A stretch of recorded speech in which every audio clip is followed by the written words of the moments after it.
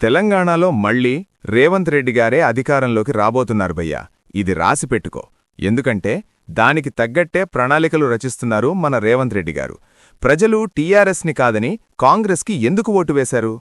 9 సంవత్సరాలలో ఒక్క కొత్త రేషన్ కార్డు ఇవ్వలేదు, ఒక్క కొత్త పెన్షన్ ఇవ్వలేదు, ఒక్క కొత్త డబుల్ బెడ్రూమ్ ఇవ్వలేదు, ఒక్క కొత్త గవర్నమెంట్ ఉద్యోగం ఇవ్వలేదు. కొన్ని కట్టారు గాని లబ్ధిదారులకి ఇవ్వలేదు. కానీ రేవంత్ రెడ్డి గారు వచ్చిన 2 ఏళ్లలోనే ఇచ్చిన జాబ్స్ తెలంగాణ రాష్ట్ర పబ్లిక్ సర్వీస్ కమిషన్ ద్వారా 15,780 ఉద్యోగాలు భర్తీ చేశారు.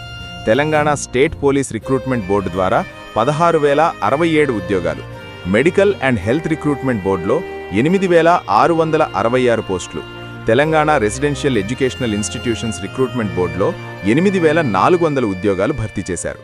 డిఎస్సి ద్వారా 10,006 నియామకాలు చేపట్టారు. విద్యుత్ రంగంలో టీజీ జెన్కో, టీజీ ఎన్పీడీసీఎల్లో 1,105 ఉద్యోగాలు భర్తీ చేశారు. ఇక సింగరేణి, ఇతర సంస్థలు కలిపి 1,355 ఖాళీలను పూర్తి చేశారు. మొత్తంగా ఇప్పటి వరకు 61,379 పోస్టులను భర్తీ చేసింది తెలంగాణ ప్రభుత్వం. ఇక వైద్య రంగంలో 7,267 ఉద్యోగాలు నియామక ప్రక్రియ కొనసాగుతోంది. 1,365 గ్రూప్ 3 పోస్టులకు ధృవపత్రాల పరిశీలన కొనసాగుతోంది. అంటే ఈ నియామకాలు పూర్తయితే మొత్తం సంఖ్య 70,011కు చేరుతుంది. మరో 40,000 ఉద్యోగాలకు త్వరలో నోటిఫికేషన్లు ఇవ్వనున్నట్లు కీలక ప్రకటన చేశారు.